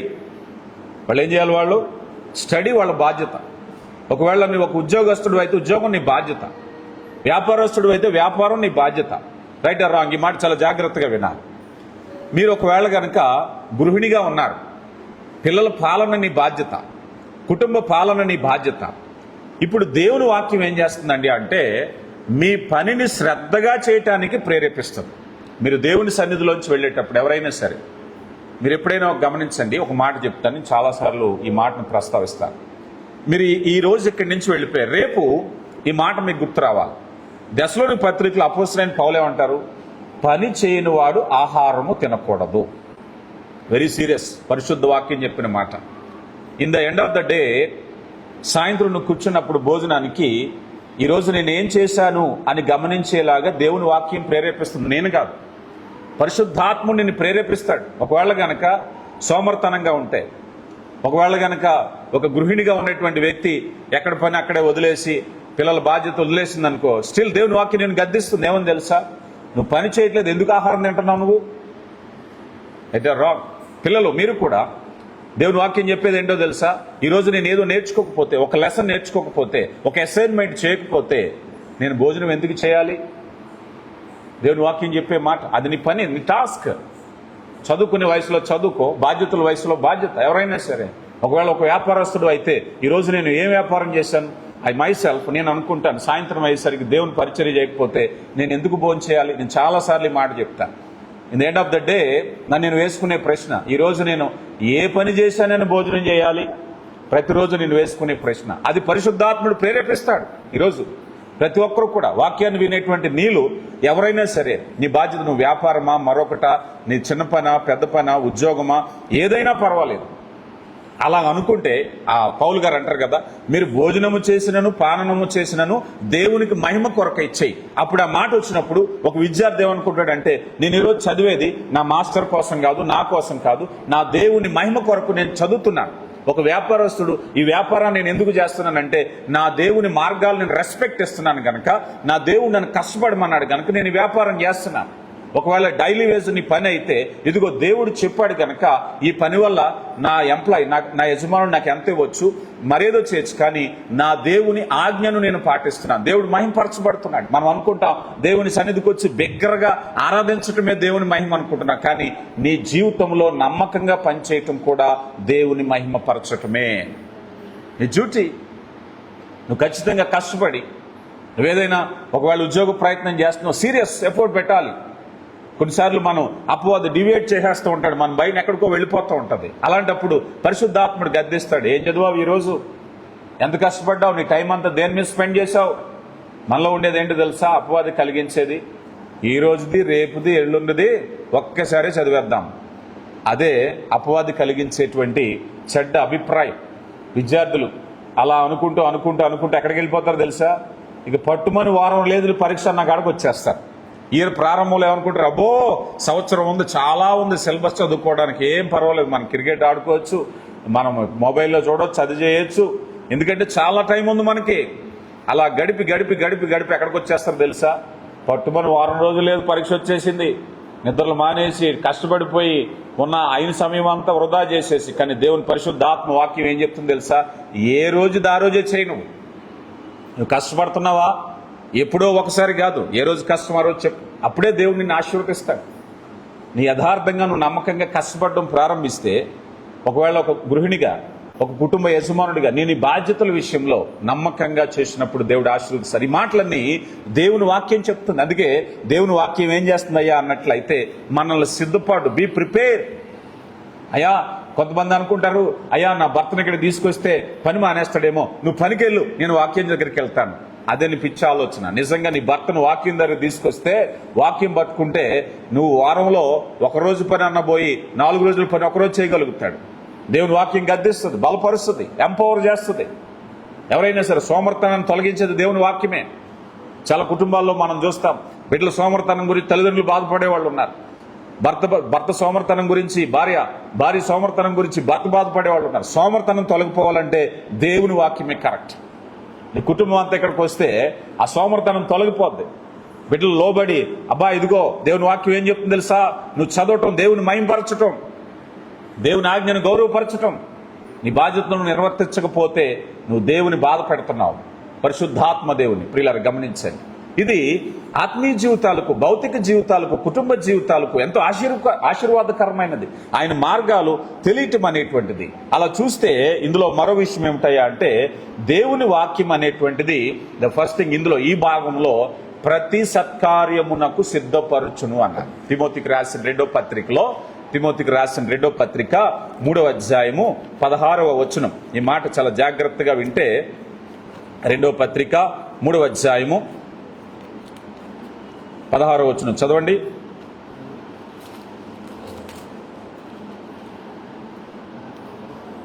దైవజనుడు సన్నదుడై ప్రతి సత్కార్యమునకు సంపూర్ణంగా సిద్ధపడి ఉండునట్లు దైవావేశం వలన కలిగిన ప్రతి లేఖనం ఉపదేశించుటకు, ఖండించుటకు, తప్పుదిద్దుటకు, నీతి అందు శిక్ష చేయుటకు ప్రయోజనకరమై ఉన్నది. ఏం జరుగుతుందటండి? సత్కార్యము చేయటానికి దైవావేశము కలిగిన లేఖనం ఏం చేస్తుందంటే మంచి పనులు. ఈరోజు పిల్లలకి కానీ పెద్దలకే కానీ చెడ్డ పని చేయడానికి ఎవరో చెప్పక్కర్లేదు, అవునా కాదా? చెడ్డ పని చేయడానికి ఎవరెవరో చెప్పక్కర్లేదు. మంచి పని చేయడానికి వెనకాల ఎంత సపోర్ట్ చేసినా, ఎంత పోరు కట్టినా కదలరు. కానీ దేవుని వాక్యం ఏం చేస్తుందట? ప్రతి సత్కార్యానికి. ఈరోజు ఈ వాక్యాన్ని విని నువ్వు ఇక్కడి నుంచి వెళతావు. ఇక్కడి నుంచి వెళ్ళిన తర్వాత సత్కార్యం అంటే మంచి పని చేయడానికి ప్రోత్సహించే దేవుని వాక్యం. మంచి పని చేయడానికి దేవుని వాక్యం నిన్ను బలపరుస్తుంది. ప్రియులారా గమనించండి. కనుక మంచి పని విషయంలో శ్రద్ధ కలిగి ఉండాలి అంటే దేవుని వాక్యం దగ్గరికి నువ్వు ఖచ్చితంగా రావాలి. అలాగే మనం చూసినట్లయితే దేవుని వాక్యం అట మనకు అవసరమైనటువంటి ఇన్స్ట్రెంగ్త్. మనం ఇంకా చెప్పాలి అంటే మత్తయి సువార్త 4వ అధ్యాయం 4వ వచనంలో ప్రభువారు అపాత్తు అంటారు కదా, మనుషుడు రొట్టె వలన మాత్రమే కాకుండా దేవుడిచ్చు ప్రతి మాట వలన ఏం చేయాలి? జీవించాలి. మాట గమనించాలి. ఇప్పుడు మనం మన సహవాసానికి వచ్చాం అనుకుందాం. ఇక్కడ ఎంతకాలం వచ్చినా మనం ఏ బిర్యానీయో లేకపోతే మనకు ఉన్నంతలో ఏదో తింటున్నాం. మనం ఎంత తిన్నా మళ్ళీ మనకు ఆకలిస్తుందా? ఇదా చెప్పాలి. కానీ దేవుని వాక్యం అనేది కనుక నువ్వు భుజించగలిగితే నీ జీవితం కట్టబడుతుంది. మనుషుడు రొట్టె వలన మాత్రమే కాదు. మనం అనుకుందాం ఆ ప్లేస్లో రొట్టెని తీసి బిర్యానీ పెట్టుకుందాం. ఏమని? మనుషుడు బిర్యానీ వలన మాత్రమే కాదు కానీ దేవుని నోటి నుంచి వచ్చి ప్రతి మాట వలన జీవించబద్ధుడై ఉన్నాడు. అది శ్రేష్టమైన ఆహారం ఇక్కడ భుజించవలసింది. అది భుజించిన రోజు నీ జీవితం కట్టబడుతుంది, నీ కుటుంబం కట్టబడుతుంది. మంచి పనులు చేయడానికి స్ట్రెంగ్త్, అవునా కదా? ఉదాహరణకి మనమే అనుకుందాం, ఎవరైనా ఒక వ్యక్తి, అయ్యా వారం రోజుల నుంచి జ్వరం అండి, నాకు అసలు ఏ భోజనం లేదు, ఇలాగొచ్చానంటే ఆయనకి పని చెప్పాలనిపిస్తుందా? మనకి లేదులే, పాపం ఆయన నీరసంగా ఉన్నాడో ఇంకేం పని చేస్తాడు అనుకుంటాం, అవునా లేదా? ఆత్మీయ సత్క్రియ కూడా అంతే. నువ్వు సత్క్రియ చేయాలి అంటే ఆత్మీయాహారం భుజించాలి. వాక్యాన్ని భుజించగలిగిన వాడు మంచి పని చేయగలుగుతాడు. ఇందాక మనం అనుకున్నాం కదా, ప్రతి సత్క్రియ కూడా చేయాలి అంటే దేవుని ఆహారాన్ని భుజించకుండా నువ్వు సత్క్రియ చేయలేవు. ఈరోజు చెడ్డ పనులు చేసే వాళ్ళందరూ ఏదో ఒక చెడ్డ ఇన్ఫర్మేషన్ తమతో నింపుకుంటున్నారు. అంటే చెడ్డ ఆహారం తింటున్నారు, అవునా కదా? టీవీలో ఆహారం తింటున్నారు, వాళ్ళు మొబైల్లో ఆహారం తింటున్నారు, యూట్యూబ్లో ఆహారం తింటున్నారు, ఇన్స్టాగ్రామ్లో ఆహారాలు తింటున్నారు, లోకంలో ఆహారాలు తినేసి ఏమైపోతున్నారు, అనారోగ్యం పాడైపోయి రకరకాలు. కానీ మనం జీవగ్రంథంలో ఆహారం తినాలట. జీవగ్రంథంలో ఆహారం తినేవాడు సత్క్రియలకు ప్రేరేపింపబడతాడు కదా. బిడ్డలు సత్క్రియలకు ప్రేరేపింపబడతారు. బిడ్డలకు నేర్పించండి కొన్ని క్యారెక్టర్స్ కదా. రాబోయే కాలంలో మన సహవాసంలో అట్లీస్ట్ ఒక వ్యక్తి ఒక 60 క్యారెక్టర్స్ అయినా తెలుసుకునేలా ఒక ప్రోగ్రామ్ డిజైన్ చేద్దాం. ఎందుకంటే ఒక క్యారెక్టర్ నేర్చుకోవాల్సింది పిల్లలు పెద్దలకు కూడా. దావీదు ఒక క్యారెక్టర్, యోబు గారు ఒక క్యారెక్టర్, అబ్రహాం గారు ఒక క్యారెక్టర్, ఆదాం గారు ఒక క్యారెక్టర్. ఇది తీసుకుంటే పిల్లలు ఎంత ప్రభావితం అవుతారు. వాళ్ళు సత్క్రియ, ఒక మంచి ఉద్దేశం, క్యారెక్టర్స్ అనేటువంటిది ఎప్పుడైతే నేర్చుకుంటున్నామో వాళ్ళు చాలా బలంగా ఉంటారు. ఈరోజు అది కాకుండా సినిమా నటులు, రాజకీయ నాయకులు, ఆ డ్యాన్స్లు వేసుకునే వాళ్ళు వీళ్ళు ఇవన్నీ కూడా పిల్లల మనసులు నిండిపోయి వాళ్ళు చెడిపోతున్నారు. ఆత్మీయ జీవితాలు రోగభరితం అయిపోతున్నాయి. తర్వాత తల్లి తండ్రి ఎంత నొత్తుకొత్తుకుని ఏడ్చినా కూడా ఆ శరీరంలో బలహీనత ఉన్నప్పుడు ఎలా పోతుంది చెప్పండి. ఆ జీవితంలో తొలగించాలి అంటే మంచి ఆహారం ఇవ్వాలి. మంచి ఆహారం, తర్వాత నెత్తి నోరు కొట్టుకోవడం కాదు, మంచి ఆహారం ఇవ్వటం మొదలు పెడితే పిల్లలు ఆరోగ్యవంతంగా ఉంటారు. పిల్లలు గమనించండి, ఈ పిల్లల ఆరోగ్యాన్ని గురించి ఈ మాటలు మనం చూస్తున్నాం. యోబు గ్రంథంలో ఒక మాట చెప్పి నేను ముందుకు వెళతాను. యోబు గ్రంథము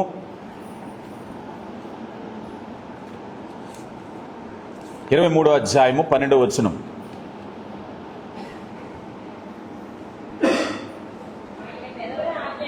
ఆయన పెదవుల ఆజ్ఞను నేను విడిచి తిరగలేదు, ఆయన నోటి మాటలను నా స్వాభిప్రాయము కంటే. ఈ మాట ఎప్పుడు చెప్పగలను చెప్పండి. ఆయన పెదవుల ఆజ్ఞను నేను విడిచి తిరగలేదని చెప్పాలి. ఆయన ఆజ్ఞ తెలిసిన రోజు, ఆయన ఆజ్ఞ నేర్చుకున్న రోజు, ఆయన ఆజ్ఞ మన హృదయంలో ఉన్న రోజు ఆ మాట మనం చెప్పగలుగుతాం. అంతే కదా. అసలు మనం ఆజ్ఞే తెలియలేదు, దేవుని వాక్యాన్నే చెవుని పెట్టలేదు, ఇంకెప్పుడు చెప్పగలుగుతాం? అందుకని దేవుని వాక్యం విన్నప్పుడు అయ్యా ప్రభు నాకు ఏది చెప్పారో ఆ విధంగా బ్రతుకుతున్నాను అని. ఉదాహరణకి ఆ దారి తప్పిపోయిన అబ్బాయి, ఈ దారిలో ఈ తప్పుడు దారిని ఎవరు చెప్పారండి? ఆజ్ఞ చెప్పాలి. ఆజ్ఞ ధ్యానించిన రోజు నువ్వు చెప్పగలుగుతావు ప్రియ దేవుని బిడ్డ. ఈ అంశంలో మరొకటి ఏమిటంటే, నీ క్రియలను బలపరిచేటువంటి మరొకటి ఏమిటంటే విజయానికి అవసరమైన జ్ఞానం ఇస్తుంది. ఇందులోనే ఈ అంశంలోనే 3వ అంశంలోనే విజయానికి అవసరమైనటువంటి జ్ఞానం కదా. ఇప్పుడు మనందరికీ కూడా చాలా చక్కగా యూట్యూబ్ వచ్చేసింది. ఇంతకుముందు మనుషులు మాట్లాడుకునేవారు. పరిస్థితులు బట్టి అయినా జలుబు వచ్చినప్పుడు ఏం చేయాలి, జ్వరం వచ్చినప్పుడు ఏ కషాయం తాగాలి, బిర్యానీ ఎలా వండాలి, బూర్లు ఎలా వేయాలి అని. ఇప్పుడు ఎవరినెవరిని మాట్లాడలేవు, యూట్యూబ్లో కొట్టేస్తున్నారు. యూట్యూబ్లో కొడితే బూరులు అని కొట్టారనుకోండి, ఆ అమ్మ మొదలెడుతుంది ఒక అరగంట. అవునా కాదా? జలుబు వచ్చినప్పుడు కషాయం అంటే కషాయం చెప్పేస్తుంది. ఇంకంతకన్నా ఎక్కువ వచ్చేస్తున్నాయి. ఏఐ వచ్చేసింది. ఇప్పుడు యూట్యూబ్ని మించి ఏఐ వచ్చేసింది. మనిషితో మనిషి మాట్లాడుకున్నట్టే ఏతో మనం ఆన్ చేసి జలుబుకి కషాయం ఏమయ్యాలి చెప్పు అంటే చెప్తుంది అనమాట. ఆ టెక్నాలజీకి వచ్చేసాం. కానీ ఇప్పుడు దేవుని జ్ఞానం ఎలాంటిదంటే నీ విజయానికి అవసరమైన జ్ఞానం ఇస్తుంది. వీళ్ళని గమనించండి. ఇప్పుడు నీ జీవితంలో సక్సెస్ అవ్వాలి. అవునా కాదా? ఇప్పటి వరకు భౌతికమైనటువంటి ఎనర్జీ ఇచ్చింది కదా. ఇప్పుడు రెండోదిలో దాంట్లో మనం చూస్తే ఎబిలిటీ, మెంటల్ ఎబిలిటీ అనమాట. నీ మెంటల్ ఎబిలిటీని ఎక్కువ కన్జ్యూమ్ చేసేది ఏమిటంటే లోకంలో ఉండేటువంటి నేత్రాసే కదా. నేత్రాస ఒక్కసారి కనుక మొబైల్ పట్టుకుని ఆ రీల్స్ షార్ట్లో చూడటం మొదలెట్టాం అనుకోండి, మనకు తెలియకుండానే ఒక గంట ఎగిరిపోద్ది. అవునా కదా? ఒక గంట ఎగిరిపోతుంది. కొన్నిసార్లు మనం ఆలోచిస్తే ఇవి ఎందుకు చూస్తున్నా, మనకేమైనా ఉపయోగమా? మనకు సంబంధం లేని నీ వ్యాపారానికో నీ ఉద్యోగానికో నీ సబ్జెక్టుగా సంపాదించి చూస్తే గొడవే లేదు. కొన్నిసార్లు మనకు తెలియనివి ఎంత అయినాయి. ఎక్కడో చైనాలో కప్పలు పట్టుకునేవాడు చూస్తూ ఉంటారు. మనకేమన్నా అవసరమయ్యి చైనా వాడు కప్పలు పట్టుకోవడం? అవునంటారా కాదంటారా? మోసం తెచ్చి ఇలా ఎప్పుడు చేయాలో చూస్తూ ఉంటారు. అవన్నీ మనకు సంబంధించినయా? విచిత్రంగా అనిపిస్తూ ఉంటాయి. కానీ కాలక్షేపం వృధా అయిపోతూ ఉంటుంది. వృధా అయిపోయి ఆలోచన శక్తి అనేది బలహీనం అయిపోతుంది. అందుకే ఈ మధ్య శాస్త్రవేత్తలు చెప్పింది ఏమిటంటే రీల్స్ అండ్ షార్ట్స్ చూసేవాళ్ళు ఆ బలహీనత ఆల్కహాల్ తాగిన దాంతో సమానం. ఆల్కహాల్ తాగినప్పుడు మానసిక స్థితి ఎంత ప్రభావానికి లోనైపోతుందో ఆ వాటికి ఎడిక్ట్ అయిన వాడి సంగతి కూడా ఇంతే అని తేల్చారనమాట. అంటే నీ సామర్థ్యాన్ని తీసేసుకుంటుంది. మరి నీ సామర్థ్యం ఉంటే ఏం చేస్తావు? నీలో బలం ఉంటే ఏం చేస్తావు? మంచి పనులకు ఉపయోగించుకోవాలి. విజయానికి ఉపయోగించుకోవాలి. చదువుకునేవాడు చదువుకోవాలి, వ్యాపారం చేసుకునేవాడు, ఉద్యోగం చేసుకునేవాడు, చేతి పని చేసుకునేవాడు, వ్యవసాయం చేసుకునేవాడు, అబ్బాయి ఇది చూస్తూ కూర్చుంటే నా పని ముందుకెళ్ళదు, పక్కనెట్టండి నా పని చేసుకోవాలి అనే విధంగా ఉండాలి. ఒక అరగంట కదా అనుకుంటే అలాంటి ఎన్ని అరగంటలు పోతున్నాయి, అవునా కదా, ఎన్ని అరగంటలు పోతున్నాయి. అందుకే దేవుని వాక్యం ఎబిలిటీ చూడండి. సామెతల గ్రంథం 24వ అధ్యాయంలో, సామెతల గ్రంథము 24వ అధ్యాయము 3వ వచనం, జ్ఞానము వలన ఇల్లు కట్టబడును, వివేచన వలన అది స్థిరపరచబడును, తెలివి చేత దాని గదులు విలువగల రమ్యమైన సర్వసంపదతో నింపబడును, జ్ఞానము గలవాడు బలవంతుడిగా ఉండును, తెలివి గలవాడు శక్తివంతుడుగా ఉండును. చూడండి ఏం చేయాలటండి, జ్ఞానము కలిగిన వాడు ఇల్లు కట్టుకోవాలి. ఇల్లు కట్టుకోవాలంటే ఏం చేయాలట, నా మాట వినాలి. ఇల్లు కట్టుకోవాలంటే ఏం చేయాలి, జ్ఞానం కావాలి. ఇల్లు కట్టుకోవాలంటే వివేచన వలన అది స్థిరపరచబడను. ప్రభు వివేచన ఇస్తాడు నీకు. వాక్యాన్ని వినేటప్పుడు జ్ఞానయుక్తమైన ఆలోచనలు ప్రభువుని అడుగుతావు. సాత్వికంతో అడిగినప్పుడు మన బలహీనతలు అధిగమించడానికి ఆయన కృపణిస్తాడు. నీ యొక్క తెలివి చేత దాని గదులు విలువగల రమ్యమైన సర్వసంపదతో నింపబడును. కొన్నిసార్లు మనం ఇల్లు కట్టుకుంటాం, ఆ ఇల్లు దేంతో నింపబడుతుంది, అప్పుల పాలైపోతున్నాం, అవునా కదా, అప్పులతో నింపబడతాం, తొలగిపోవాలి. కానీ ప్రభు చెప్తున్నాడు ఎంపవర్, అవసరమైనటువంటి జ్ఞానాన్ని ఇచ్చేటటువంటి ప్రియ. అందుకే విజయాన్ని గురించి ఒక మాట చెప్పి నేను ముందుకు వెళ్తాను. యెహోషువతో దేవుడు అంటారు, యెహోషువ గ్రంథం 1వ అధ్యాయం 8వ వచనంలో, దివారాత్రములు ధ్యానించి కుడికే గాని ఎడమకే గాని తొలగిపోకుండా ఉంటే ఏం జరుగుతుందట, నీ ప్రవర్తన యందు చక్కగా ప్రవర్తించేదవు. అది నేర్పిస్తుంది దేవుని వాక్యం నీకు.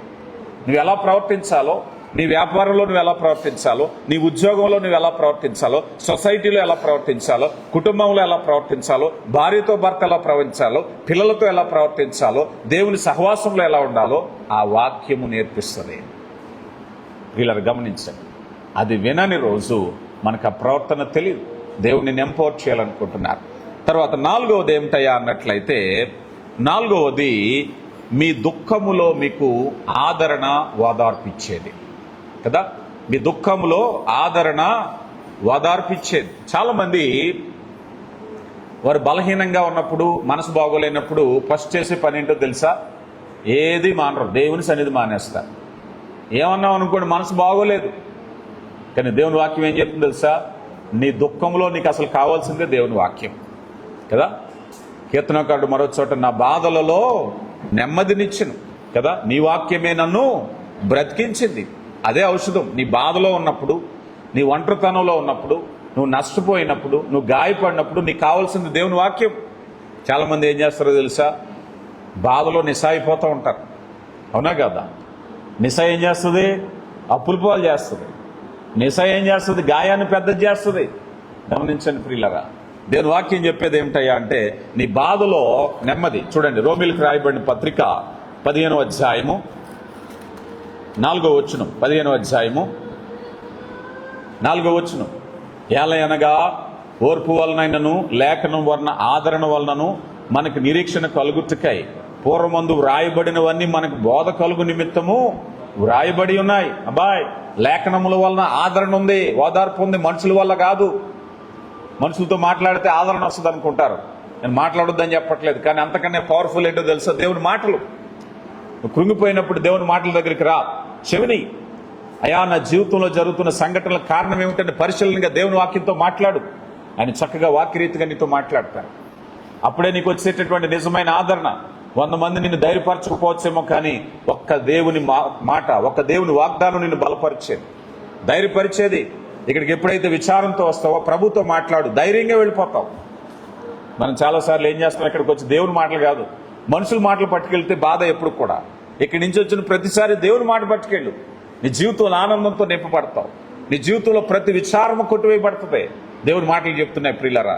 దేవుని మాటలను ఎందుకు వినాలండి, నీ విచారములో నీకు ఆదరణ కలగజేసేటటువంటిది, నీ జీవితాన్ని కాపాడేది. నీ జీవితం అపవాదం ఎప్పుడు మింగేద్దామా అని గర్జించే సింహం వలె ఉంది.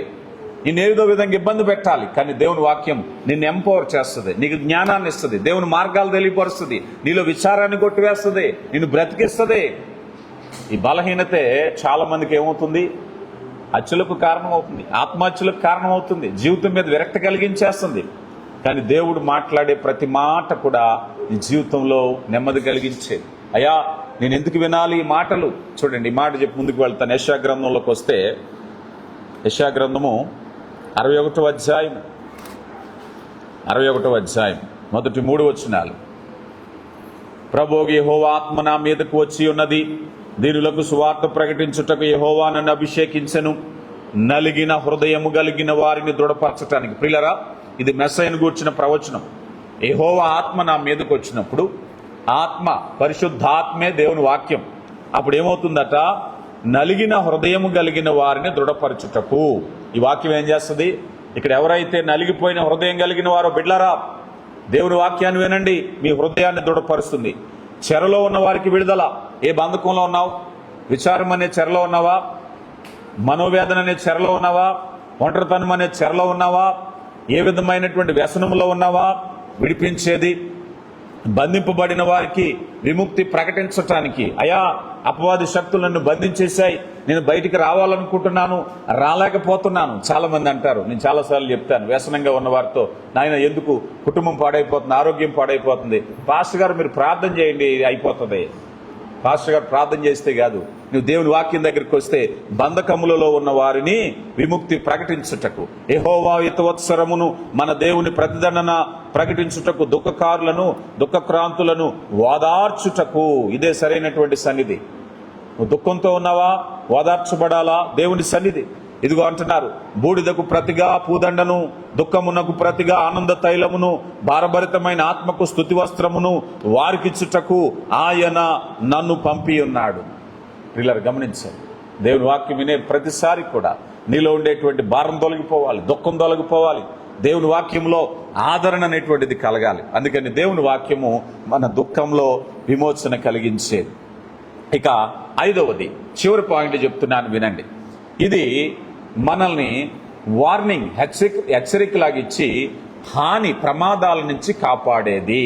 అంటే కొన్నిసార్లు మనం కొన్ని జోన్స్కి వెళ్తాం. ఇప్పుడే ఉన్నాం గోదావరి లంకల్లో. మనకి ఫస్ట్ వార్నింగ్, సెకండ్ వార్నింగ్, లంకల్లో వార్నింగ్, గోదావరి ఆ ధవళేశ్వరం వార్నింగ్లు ఇస్తూ ఉంటారు.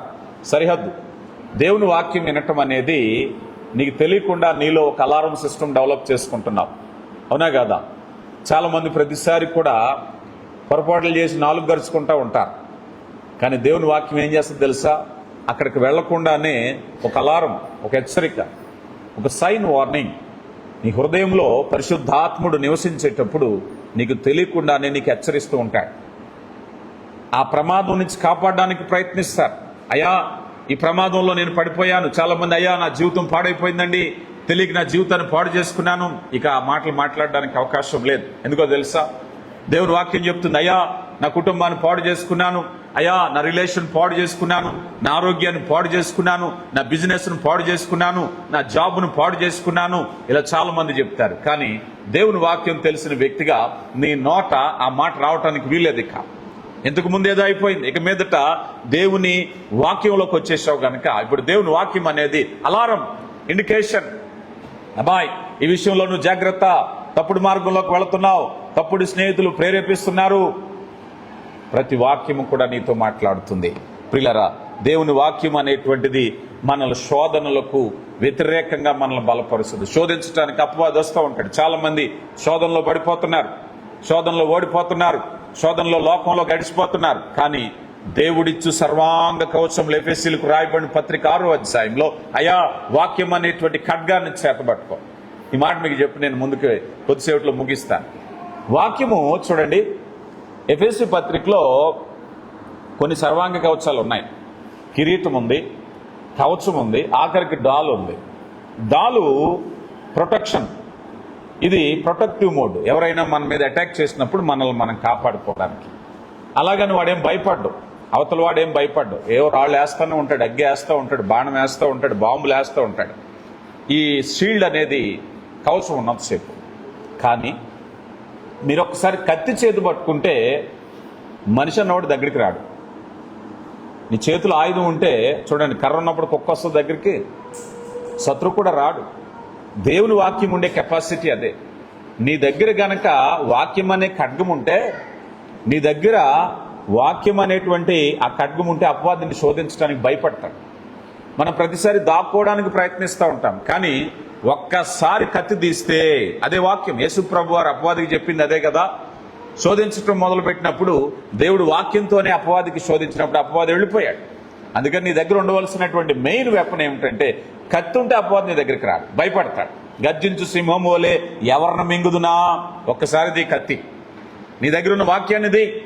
అయ్యా నా దగ్గర వాక్యమే నేర్చుకోలేదని నాకు తెలియదు, అలాగన్నొద్దే కాదు. అయ్యా నేను కత్తిని కలిగి ఉండాలి, నేను అపవాదిని భయపెట్టాలి. దేవుని వాక్యాన్ని ధ్యానించడం మొదలు పెడితే నీ చేతిలో కత్తి ఉన్నట్టే. కనుక ప్రియులారా, దేవుని కృప ఈ చివరి మాటలో ఇది మనల్ని ప్రమాదాల నుంచి రప్పించడానికి కత్తి. అపవాది నిన్ను శోధించడానికి వస్తున్నాడా, తీ కత్తి చూసి పారిపోవలసిందే. ప్రమాదాల నుంచి హెచ్చరిక చేసేటువంటిది. కనుక దేవుని కృపను బట్టి మరి రీతిగా దేవుని వాక్యం మనల్ని నడిపించేది. ఉపయోగాలు ఎందుకు నేను దేవుని వాక్యానికి సమయం ఇవ్వాలి? ఎన్ని విషయాలు చెప్పాను మీకు నేను? 5 విషయాలు చెప్పండి. మొదటిది దేవుని మార్గాలు తెలుసుకోవటం. రెండవది మూడవది, నాలుగవది,